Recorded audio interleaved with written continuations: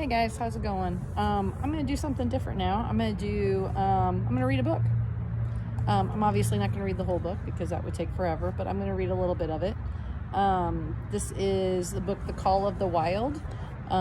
It is by Jack London. It is pretty old, originally published in 1906, something like that, 1903. So it's an older book.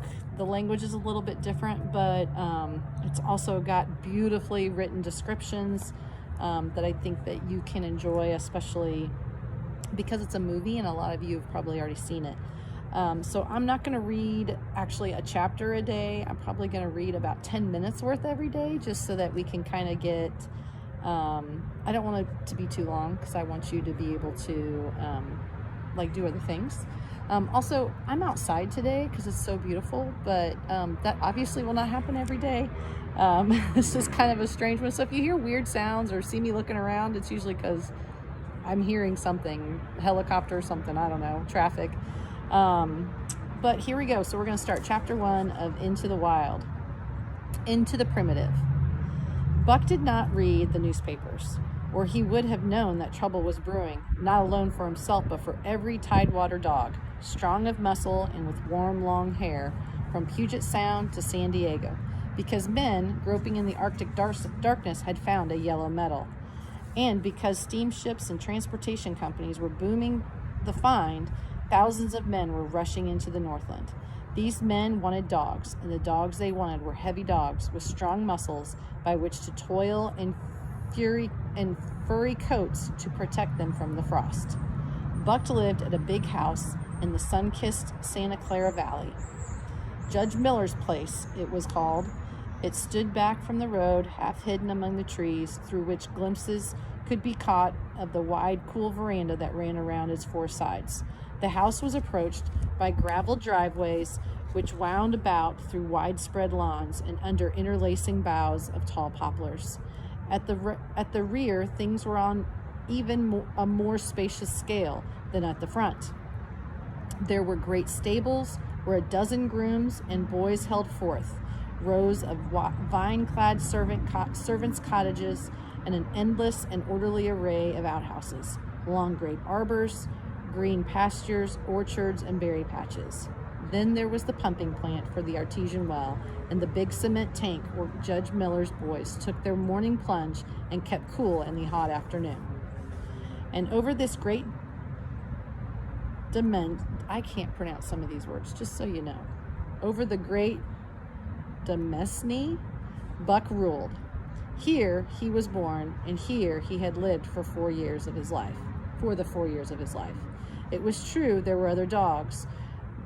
There could not but be other dogs on so vast a place, but they did not count. They came and went, resided in the populous kennels, or lived obscurely in the recesses of the house after the fashion of Toots, the Japanese pug, and Isbel, the Mexican hairless. Strange creatures that rarely put nose out of doors or set foot to ground. On the other hand, there were the fox terriers, a score of them at least, who yelped in fearful promises at Toots and Isbel, looking out of the window at them and protected by the legion of housemaids armed with brooms and mops. But Buck was neither house dog nor kennel dog. The whole realm was his. He plunged into the swimming tank and went hunting with the judge's boys. He escorted Molly and Alice, the judge's daughters, on long twilight or early morning rambles. On wintry nights, he lay at the judge's feet before a roaring library fire.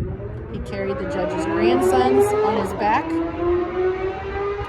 or rolled them in the grass and guarded their footsteps through wild adventures down to the fountain in the stable yard, and even beyond, when the paddocks were in the berry patches.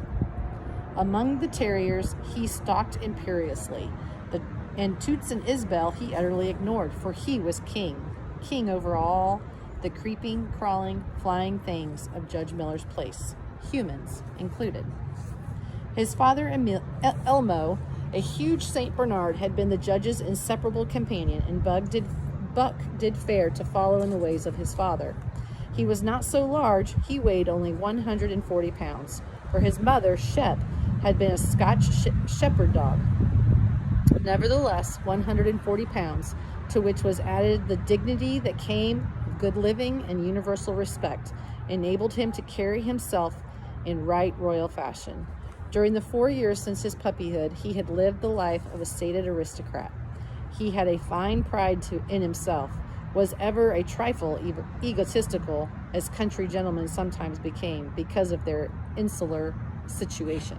But he had saved himself by not becoming a mere pampered house dog.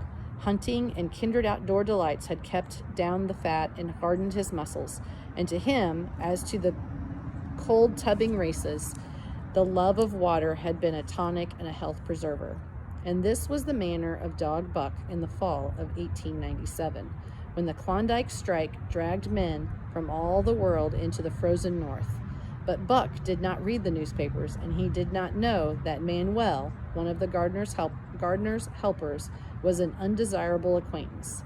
Manuel had one besetted sin. He loved to play Chinese lottery. Also, in his gambling, he had one besetting weakness, faith in a system, and this made his damnation certain.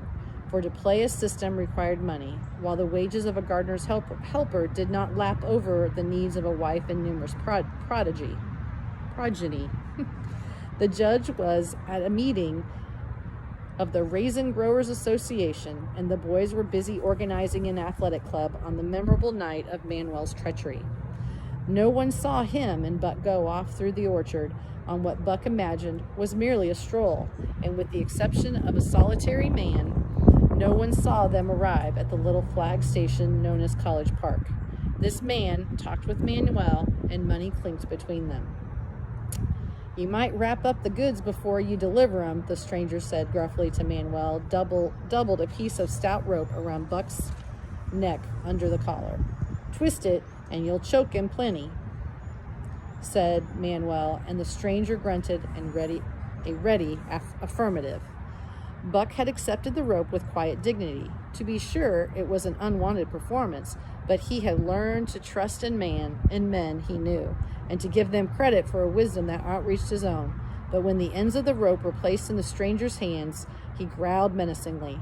He had merely intimated his displeasure, and his pride believing that to intimate was to command. But to his surprise, the rope tightened around his neck, shutting off his breath.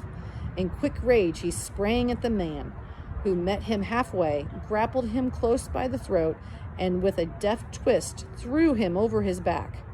Then the rope tightened mercilessly, while Buck, struggling in a fury, his tongue lolling out of his mouth and his great chest panting futilely. Never in all his life had he been so vilely treated, and never in all his life had he been so angry.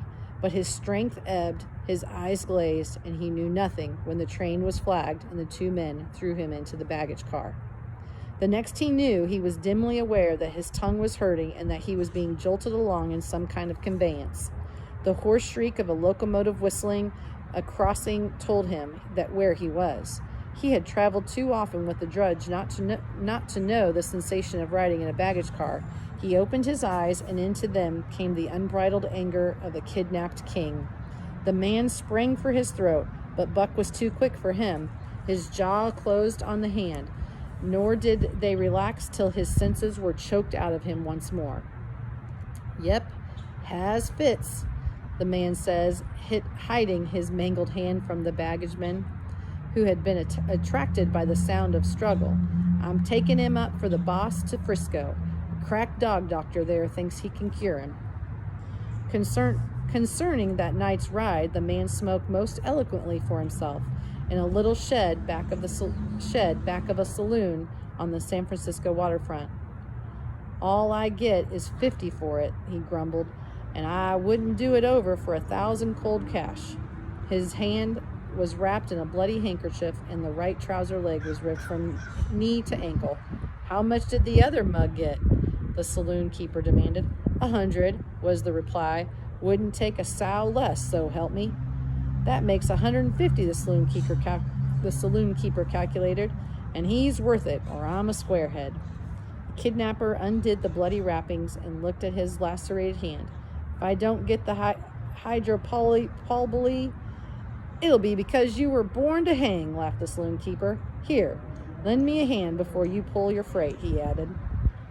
Dazed, suffering intolerable pain from throat and tongue, with the life half throttled out of him, Buck attempted to face his tormentors, but he was thrown down and choked repeatedly till they succeeded in filling the heavy brass collar from off his neck. Then the rope was removed and he was flung into a cage-like crate. Okay, so I'm going to end there.